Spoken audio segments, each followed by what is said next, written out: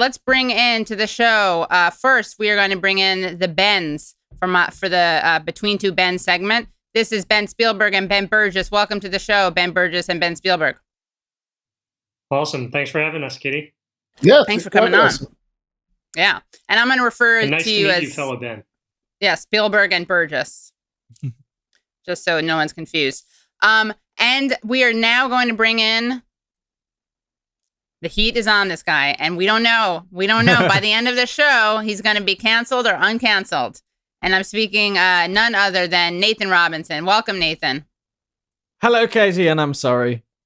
Oh, don't apologize. I thought I could start with an apology. Not yet. Save your apologies for when it's warranted or not. Yeah, yes, exactly. Yeah. So, and just let me tell you about these Bens. We have Ben Spielberg, who is the founder of 34 Justice. He's the co-founder of 34 Justice, former manager of the Full Employment Project at the Center for Budget and Policy Priorities. And he is a colleague of Jared Bernstein, who is going to be a member of Biden's Economic Advisors, Council of Economic Advisors. And we're going to talk about that. A little access journalism, access by proxy journalism. Ben Burgess is the host of Give Him an Argument, a podcast and YouTube show. And he is a philosophy instructor. And Nathan Robinson is the founder and editor of Current Affairs, and up until recently was a regular columnist, and I don't mean to make light of it, was a regular columnist at The Guardian. So Ben Burgess, you're not at the center of this controversy, but as a Ben, and of course people may or may not know, Ben is I believe it means son of in Hebrew, and that's why you have a lot of Ben this, Ben that. So we are a council of not elders of Zion because we are young, and I don't think we're Zionists. And of course, that is a big myth. And I'm sorry, Nathan, that you are appearing on a show where the elders of Zion were even mentioned. Yeah, exactly. Yeah. And let's see. So Ben Burgess, why don't you set it up? Also, as you will be the Jewish interlocutor, Nathan needs to sit and wait and not speak, and then maybe he'll be allowed to speak. But basically, this is a trial, and on trial, it is Nathan Robinson versus, is it John Mulholland or John Mulaney? And I'm sorry to my Irish brethren for getting that wrong. He's an editor at the Guardian, Mulholland, editor in chief. Yeah. So Ben Burgess, why don't we just throw this to you and tell us what happened? If you know what happened, I realize I didn't ask you about this. Do you have a sense of it? Or you can just provide a cancellation culture background. Yeah. Yeah, I mean, I've known Nathan for a few years. He's a terrible person. He's been viciously anti-Semitic to me on numerous occasions. Nice. So it was very unsurprising, when I found out that he had he'd said problematic things and was finally eventually found accountable. No. That was sarcasm, which we have to note. Not that it makes a big difference, according apparently, as we learned. Yeah. Which is fun, is that very issue is at the heart of this, because Nathan is the nicest, most mild-mannered person ever. He's even nice on Twitter, which is very rare. And in a tweet, he had talked about the fact that in the omnibus spending bill that was happening at the same time as COVID relief, that there was new military aid going on to Israel, and he tweeted something about how frustrating this is, that it has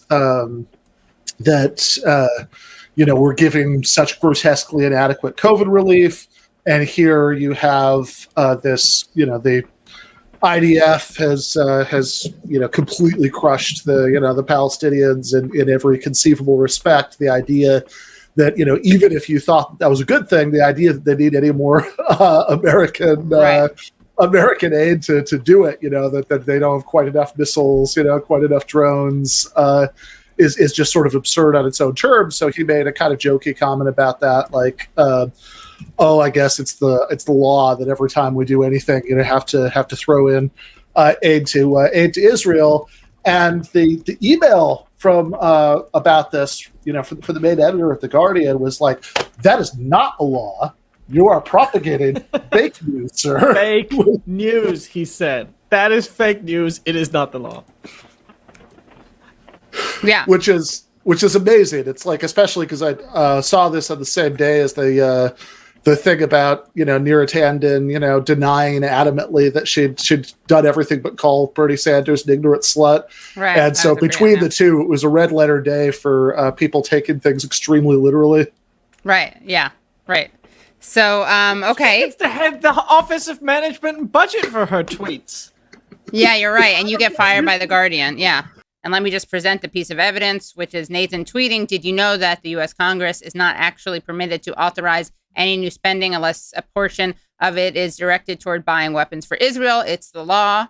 Follow-up tweet, "Or if not actually the written law, then so ingrained in political custom as to functionally be indistinguishable from law." And on the charges of anti-Semitism, do you want to make a play? I plead not, to the charge of anti-Semitism. Is this the charge against me? Yeah. I plead not guilty to anti-Semitism. What say ye, Ben Burgess? Not guilty. Not guilty. All right. I'm sure there's a lot of suspense there. Okay. And Ben Spielberg, you already hinted at it. Definitively not guilty. Right. Not guilty. Far be it from me to silence the non-Jew. Leslie, I would like to hear your feedback. Nathan Robinson, innocent. Innocent. Okay. Innocent. I'm sorry, Katie. I know we've been talking about Black Jewish solidarity, but here I have to side with the whiter devil. I think you should be allowed, even if you're a columnist at a place as esteemed as The Guardian, to make a joke about a very real problem of us, handing money to any foreign power. It doesn't matter which one. For arms and stuff. I think that's a legitimate critique to make. Oh, Jesus, what a relation. But on the charges of comedic, what would we call this? Malfeasance? Oh, I didn't realize there are multiple charges. Yeah, there's multiple, yeah. What would we call that, Leslie? Comedic negligence? Yeah, comedic cowardice, actually, if I'm being honest. Okay, yes, but let's say malpractice, and we will... The only mitigating factor in my defense here is that I only posted that second tweet because part of me did think, as I posted the first one, I wonder if there is going to be someone so stupid, right, operating in such bad faith, that they think I am seriously saying that it is actually U.S. law that no spending... and. Or that, like, U.S. spending to Israel, U.S. military aid to Israel is so high that it's actually plausible. Right. Like, the other thing is, if the only reason that initial tweet could fool someone into thinking it's not a joke is because they could plausibly believe that there would be an actual law that says you can't... Right. You deem him guilty of cowardice. I would say comedic malpractice. Benz, do you want to weigh in? I might convict him of comedic malpractice. Yeah, I'm going to have to say guilty. This is going to be really bad if, this could all get overturned if anybody ever finds out that Nathan blurred my book and I co-wrote an article with him last year. Oh, but then you may have to, on comedy, right? It wasn't on comedy, no. It was on, although it was about something funny. It was about Glenn Beck. But you wrote a book about comedy. When does that come out? End of April. Well, you're not, you don't want to get blurbed by Nathan on that book. Unless he pans it, in which case that's a good blurb. And Nathan, I don't want to drop what you were setting up there, because you started that sentence like you never admitted someone would be so foolish to believe that this is actual law, and it turns out that such a person exists, and it was your boss. and is the editor of the Guardian newspaper in the United States. Yeah. Now we're going to hold a trial against him. Am I going to undermine my moral authority by doing this in an Irish accent? Jews, I don't know, but I got to do it. Here's the thing. Jews and Irish people, we gotta look, I'm allowed to do that, right? I think I'm allowed to do it. So let's go. Private and confidential. Nathan, hi there. As you powerfully present yourself as a Guardian columnist, allow me to express my concern. When you make an assertion such as this, then he doesn't quote you, he just links to the tweet where you say it's a law, right? Let's just go back to the original tweet. I can't believe we're actually discussing this because it's so ridiculous. Did you know that the U.S. Congress is not actually permitted to authorize any new spending unless a portion of it is directed toward buying weapons for Israel? It's the law. With the follow-up that it clearly is not a law, okay? So let me get back to the email. No such law exists, in which case this is, as one might say, fake news, irrespective of the later tweet. When you say that it is indistinguishable from law, I'm losing a little bit. It is not law. End of. What is that an expression? End of? Yeah. That's a thing. Is that an Irish thing or just is that a thing that I just don't know about? It's a thing. People End say of. it. All right, people say it. In the UK, I think broadly people say it. Broadly, yeah.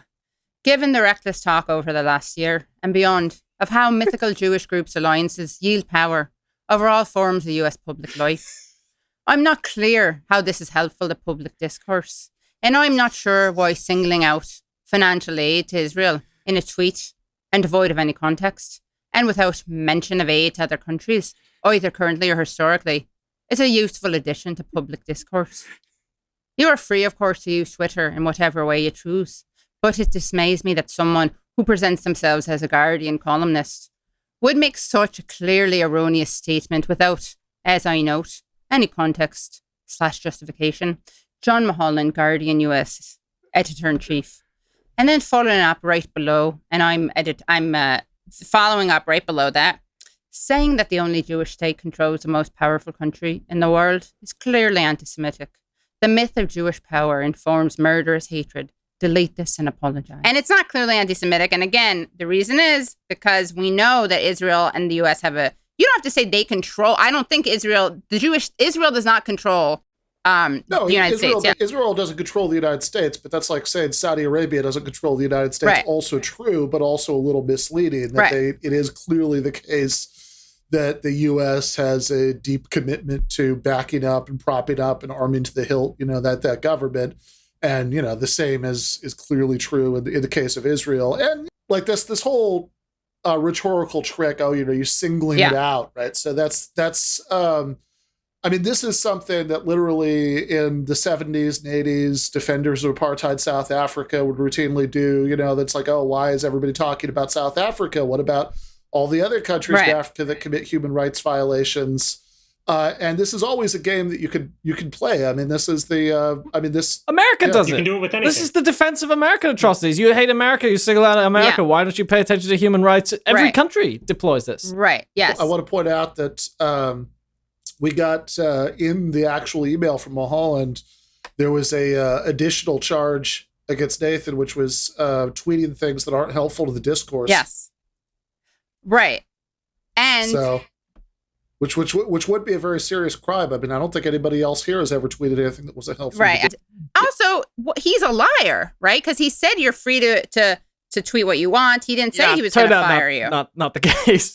Right. So you're a coward, John. You're a coward. Yeah, saying what happened after the email, because I did think that was an interesting contrast of you're of course free to tweet whatever you want, but delete this, please. Very strange. But yes, saying like how can you say that there is some secret power defending Israeli interests, and then saying also this email is confidential and you are fired for criticizing Israel? It's like, well, free but delete really not then doing fired. Much exactly. That's what I'm saying. We don't like this, Mulholland.